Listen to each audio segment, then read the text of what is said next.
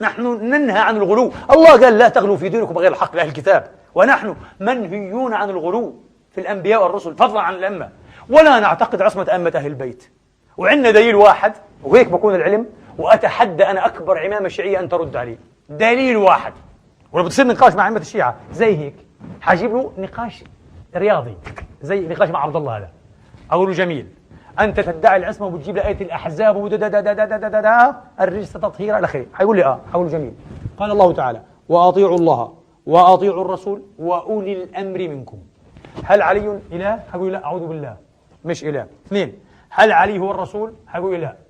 حقول له بقي أن يكون إيه في جملة من؟ طبعا وهم بيقولوا هو ولي الأمر، هو خليفة إمام. جميل. الله قال أطيعوا الله وأطيعوا الرسول استقلالا، وأقول افهموا بالله عليكم افهموا هذا وخذها حجة بيدك سيفا مسلطا تناقش فيها أكبر شيء. وأولي الأمر منكم فإن تنازعتم في شيء. قبل ما نكمل الآية عارفينها ما شاء الله في سورة النساء، التنازع بيكون مع مين؟ مع الرسول؟ الرد إليه. التنازع بيكون مع الله. يا الله وين دليلك؟ يا رب وين دليلك؟ أعوذ بالله.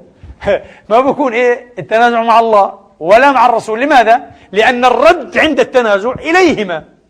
إذا لم يبق إلا أن يكون التنازع مع من؟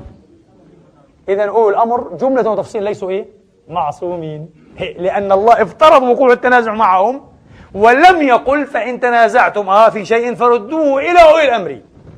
نحن معصومون؟ لا، قال الرد بكل مين؟ للمصدر المعصوم الكتاب والسنة. إذا علي مش معصوم، انتهينا. جاوبني ليوم الدين مش حجاوبه ديلا. ليش رأيكم؟ هيك القرآن بيفهم القرآن، هيك يجيب الأدلة، كلام واضح متين.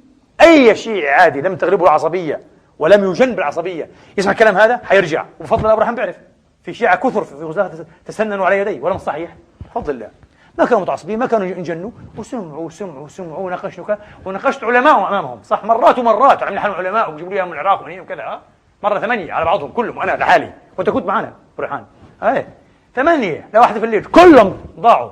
الحمد لله كان بعضهم يتسنن عاد من شباب الشيعة، دكتور عباس وهذاك اللي أبو توحيد تسننوا الحمد لله، فيش تعصب لأنه